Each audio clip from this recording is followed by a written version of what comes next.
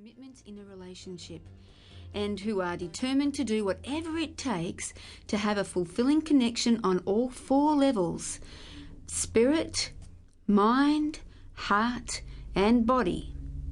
Yes, this tape is about sex drive conflicts, but it's more than that.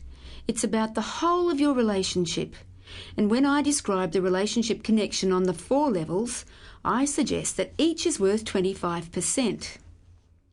Now, this means that your sex life makes up 25% of your relationship. So if it's feeling bad for you, or perhaps even worse, it's non-existent, that means you are being ripped off 25% in your relationship. Don't you deserve better than that? 10 years ago there was a trend in counselling for the woman to present without the man so that she could share her feelings and talk about his lack of communication. And there was a standard joke about this. The definition of counselling was that it's where a woman goes to get someone else to agree with her that her partner was being a mongrel.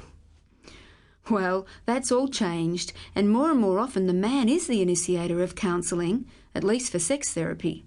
And his attitude is usually intensely protective of his woman. He's not there to bag her or be critical. She's a wonderful woman, except she's just not interested in sex in the way he is. Maybe this dilemma for men's been around forever. But men never really talked about it, much other than an occasional whinge to their mates. The old line about the coin jar?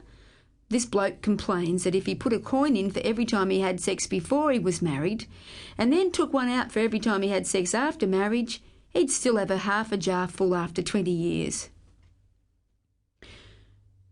Now men really want to know how to improve their quantity of sex, and they'd love to improve the quality of sex as well. Yet nowadays this sex scarcity is certainly not only a man's problem. There's a great book for women by Janet Wolfe called What to Do When Your Man Has a Headache.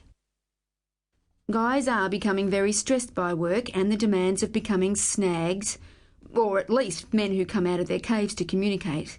And more women are complaining that they're not getting the sex they want. So let's face the facts. For men and women, the most frequently occurring problem presenting for sex therapy is a discrepancy of desire between partners.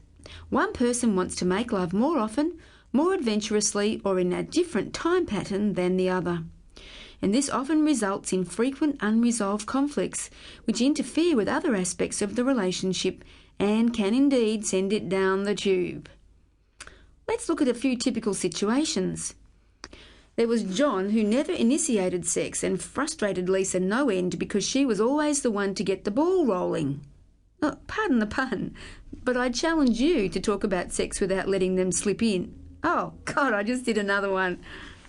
Okay, now, let's compare John and Lisa with Sally and Will, where Sally was happy with sex once a month and in bed. But Will wanted it every day, and preferably on the beach or in the back seat of the car or swinging from the dining room chandelier. With such dramatic contrasts in their sex drive, you wouldn't be surprised to know that Sally and Will definitely needed to see a sex therapist. A sex therapist is certainly the recommended action. Too many people think they can work it out by themselves, or that it'll get better by themselves, or maybe that, sex isn't that important. Wrong. Very wrong, in fact, because most of these folk fall into the fight trap, often viciously fighting, and with resultant resentment and retaliation, where the person with the higher libido ends up seeking sexual excitement or relief with sexual pursuits which definitely don't fit their partner's values. I'm talking about things like very intense pornographic material, tabletop dancing, and prostitutes. Now, there are 4 major obstacles to solving sex drive conflicts. The first one is the Mars-Venus syndrome.